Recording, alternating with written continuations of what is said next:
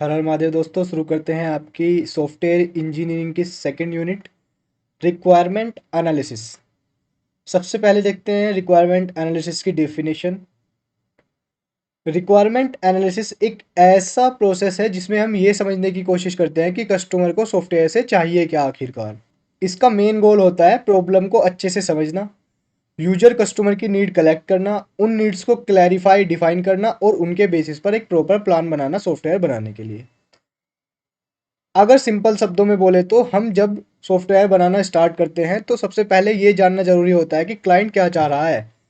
Requirement analysis वही process है जिसमें हम मीटिंग्स, इंटरव्यू, डॉक्यूमेंट, क्वेश्चनरीज के थ्रू सारी इंफॉर्मेशन इकट्ठा करते हैं, फिर उस डेटा को एनालाइज करके उसके बेसिस पर एक रिक्वायरमेंट स्पेसिफिकेशन बनाते हैं। अब सेकंड टॉपिक है इसमें statement of system scope. System scope का मतलब होता है कि सिस्टम के काम के बाउंड्रीज डिफाइन करना, यानी सिस्टम क्या करेगा और क्या नहीं करेगा। स्कोप डिफाइन करने से ये पता चलता है सिस्टम में क्या क्या काम करेगा, इन स्कोप हो गया वो तो। सिस्टम क्या क्या काम नहीं करेगा वो हो गया आउट ऑफ स्कोप। सिस्टम को कौन कौन से फीचर्स और फंक्शन प्रोवाइड करने हैं। Example, library management system. In scope में क्या क्या होगा जो यानी कि सिस्टम करेगा। बुक इशू करना, बुक रिटर्न लेना, स्टूडेंट और बुक्स का रिकॉर्ड मेंटेन करना। ठीक है। और आउट ऑफ स्कोप में क्या क्या हो गया इसके जो सिस्टम नहीं करेगा। कैफेटेरिया मैनेज करना, पार्किंग मैनेजमेंट। पार्किंग और कैफेटेरिया थोड़ी ना चलाएगा लाइब्रेरी, तो वो हो गया out of scope. System scope के फायदे क्या क्या हैं। जब प्रोजेक्ट स्टार्ट होता है तो सब कुछ क्लियर होना चाहिए, क्या बनाना है और क्या नहीं। अगर स्कोप क्लियर होगा तो कन्फ्यूजन और मिसअंडरस्टैंडिंग नहीं होगी और टीम सही डायरेक्शन में काम करेगी। तो ये था आपका सिस्टम स्कोप। रिक्वायरमेंट एनालिसिस पढ़ लिया हमने, सिस्टम स्कोप पढ़ लिया हमने। अब पढ़ते हैं आगे isolation of top level process and entities. Requirement analysis के दौरान टॉप लेवल प्रोसेस और एंटिटीज को आइडेंटिफाई करके अलग किया जाता है। इसका मतलब है सबसे इंपॉर्टेंट काम और चीज़ों को पहचानना जो सिस्टम के लिए ज़रूरी है। सबसे फर्स्ट है इसमें आपका टॉप लेवल प्रोसेस।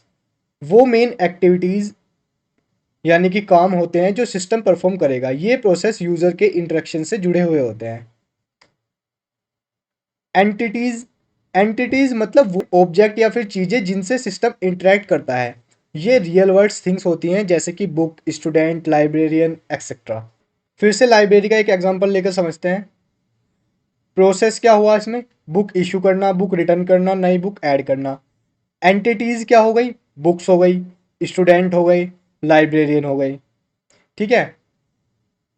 तो जो फिजिकल चीज़ें हैं वो एंटिटीज़ हैं, जो प्रोसेस हैं वो आपकी जो उसमें अंदर होगा सॉफ्टवेयर में। ठीक है। रियल वर्ल्ड में नहीं एग्जिट करेगा। जैसे बुक इशू करना कोई चीज़ थोड़ी ना है, वो तो एक प्रोसेस हो गई ना। ऐसे ही बुक रिटर्न करना या फिर नई बुक ऐड करना। और एंटिटीज़ क्या होगी, जैसे खुद बुक्स या फिर स्टूडेंट या फिर लाइब्रेरियन। नेक्स्ट टॉपिक की ओर बढ़ने से पहले इसका फ़ायदा और देख लेते हैं। जब टॉप लेवल प्रोसेस और एंटिटीज क्लियर होती हैं तो सिस्टम का डिज़ाइन और डेवलपमेंट आसान और स्ट्रक्चर्ड बन जाता है। इससे हम सिस्टम को बेटर प्लान कर सकते हैं। अब हमारा आ गया है allocation of physical elements.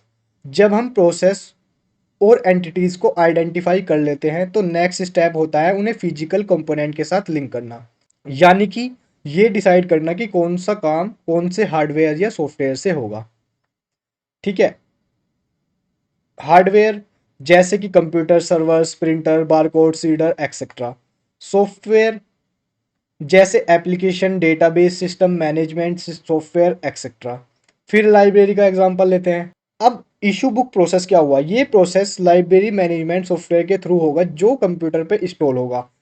Student ID card scan करना, ये काम बारकोड रीडर हार्डवेयर डिवाइस से किया जाएगा। अब इसका पर्पज़ क्या है, हर प्रोसेस को एक प्रॉपर डिवाइस या सॉफ्टवेयर के साथ एलोकेट करने से सिस्टम ज़्यादा ऑर्गेनाइज, एफिशिएंट और इम्प्लीमेंटेबल बन जाता है। फिफ्थ है हमारा रिफाइनमेंट एंड रिव्यू। देखते हैं मतलब रिफाइनमेंट एंड रिव्यू। रिफाइनमेंट का मतलब होता है रिक्वायरमेंट को और ज़्यादा क्लियर और डिटेल बनाना ताकि डेवलपर को कन्फ्यूजन ना हो और एग्जैक्ट सेम सिस्टम बन सके जो यूज़र चाहता है।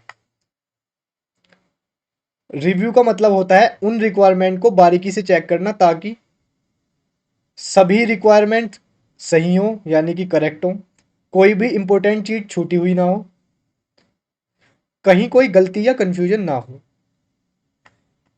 ये इंपॉर्टेंट क्यों है? अगर रिक्वायरमेंट गलत, इनकम्प्लीट या कंफ्यूजिंग हो तो बनने वाला सॉफ्टवेयर भी गलत हो सकता है, इसलिए रिफाइनमेंट और रिव्यू स्टेप बहुत जरूरी होता है। अब नेक्स्ट है हमारा analysing a problem. Problem analysis का मतलब होता है सिस्टम के प्रॉब्लम को अच्छे से समझना, जिसमें ये चीजें शामिल होती है। सबसे फर्स्ट है आपका करंट सिचुएशन समझना। पहले से चल रहा सिस्टम मैनुअल या कंप्यूटराइज कैसे काम करता है, इसको एनालिसिस करना। जैसे लाइब्रेरी सिस्टम अभी मैनुअल होता है या फिर कोई पुराना सॉफ्टवेयर यूज हो रहा है। सेकंड है आपका प्रॉब्लम और रिक्वायरमेंट को आइडेंटिफाई करना, क्या दिक्कत आ रही है या फिर यूजर को क्या क्या चाहिए। फिर होता है आपका थर्ड नए फीचर्स या चेंजेस डिसाइड करना। सिस्टम में क्या नए फीचर्स होने चाहिए, क्या क्या बदलना हो पड़ेगा ताकि यूजर की जरूरत पूरी हो सके। इसका पर्पस क्या है आपका? प्रॉब्लम को डीपली समझने के बाद ही एक इफेक्टिव और सही सॉफ्टवेयर सॉल्यूशन डिजाइन किया जा सकता है। फिर है हमारा 7 SRS। SRS का फुल फॉर्म होता है सॉफ्टवेयर रिक्वायरमेंट स्पेसिफिकेशन। याद रखिएगा, आ सकता है इसमें भी ये वाला आपका शॉर्ट फॉर्म से फुल फॉर्म में। अब इसका मतलब समझते हैं पहले तो क्या होता है। जब सारी रिक्वायरमेंट कलेक्ट हो जाए और एनालाइज कर ली जाए, तब एक डिटेल्ड डॉक्यूमेंट बनाया जाता है जिसका नाम होता है SRS। SRS डॉक्यूमेंट में क्या क्या होता है? Complete list of requirement, user को क्या क्या चाहिए, फंक्शन और नॉन फंक्शनल रिक्वायरमेंट। सॉफ्टवेयर का बिहेवियर, सॉफ्टवेयर कैसे काम करेगा, कैसे रेस्पॉन्स करेगा डिफरेंट सिचुएशन में। टेक्निकल डिटेल्स, इनपुट यूजर क्या इनपुट देगा, आउटपुट सिस्टम क्या आउटपुट देगा, प्रोसेस डेटा कैसे प्रोसेस होगा। SRS एक एग्रीमेंट की तरह होता है कस्टमर और डेवलपर के बीच। दोनों के बीच क्लियरिटी होती है कि सॉफ्टवेयर में क्या बनेगा, फ्यूचर में कंफ्यूजन और डिस्प्यूट कम होता है इससे। इस यूनिट का लास्ट टॉपिक है आपका review of correctness, consistency and completeness. जब SRS software requirement specification document बन जाता है तो उसको ध्यान से रिव्यू करना जरूरी होता है। इस रिव्यू का पर्पस होता है कि प्रोजेक्ट सही डायरेक्शन में स्टार्ट हो बिना किसी गलती के। रिव्यू में क्या क्या चेक किया जाता है? सबसे फर्स्ट है आपका करेक्टनेस, यानी कि सही होना। जो रिक्वायरमेंट लिखी गई है, क्या वो कस्टमर की असली नीड्स को सही तरीके से रिप्रेजेंट करती है, क्या सब कुछ लॉजिकली सही है, ये होता है आपका करेक्टनेस। कंसिस्टेंसी, जब रिक्वायरमेंट लिखी गई है, क्या किसी दो रिक्वायरमेंट में कॉन्फ्लिक्ट तो नहीं है। एग्जाम्पल, एक रिक्वायरमेंट कहे फाइल को ऑटोमेटिकली सेव करो और दूसरी कहे यूजर से कंफर्मेशन लो बिफोर सेविंग, तो दोनों एक साथ पॉसिबल नहीं है। या इसका मतलब होता है कंसिस्टेंसी का एक जैसा होना या फिर कन्फ्लिक्ट ना होना। फिर होता है आपका कंप्लीटनेस, पूरा होना। क्या सारी इंपॉर्टेंट रिक्वायरमेंट इंक्लूड कर दी गई है, कुछ भी मिस तो नहीं हुआ। तो ये रिव्यू इंश्योर करता है कि डेवलपमेंट का काम क्लियर, एक्यूरेट और एरर फ्री अंडरस्टैंडिंग के साथ स्टार्ट हो। अगर इस स्टेज पर मिस्टेक पकड़ ली जाए तो फ्यूचर में टाइम और कॉस्ट दोनों बचाए जा सकते हैं।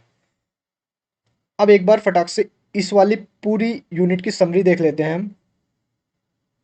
इन शॉर्ट, रिक्वायरमेंट एनालिसिस का मतलब होता है कस्टमर की जरूरत को समझना और उन्हें प्रॉपर कलेक्ट करना। सिस्टम स्कोप डिसाइड करता है कि सिस्टम में क्या क्या काम होगा, क्या क्या काम नहीं होगा, यानी बाउंड्रीज फिक्स कर दी जाती है इसमें। टॉप लेवल प्रोसेस और एंटिटीज को आइडेंटिफाई करके उन्हें सिस्टम के फिजिकल एलिमेंट जैसे हार्डवेयर या सॉफ्टवेयर से लिंक किया जाता है। रिफाइनमेंट का मतलब होता है रिक्वायरमेंट को और क्लियरली डिफाइन करना। रिव्यू का मतलब होता है रिक्वायरमेंट को चेक करना ताकि गलती, कंफ्यूजन या मिसिंग पॉइंट्स ना हो। SRS यानी कि सॉफ्टवेयर रिक्वायरमेंट स्पेसिफिकेशन एक ऐसा डॉक्यूमेंट है जिसमें सारी रिक्वायरमेंट प्रॉपरली लिखी जाती हैं। SRS को केयरफुली रिव्यू किया जाता है करेक्टनेस, कंसिस्टेंसी और कंप्लीटनेस के लिए। तो यहाँ पे आपकी यूनिट सेकंड कंप्लीट हो चुकी है। हम आपसे मिलेंगे अब यूनिट थर्ड के साथ। तब तक के लिए tata, take care, bye bye.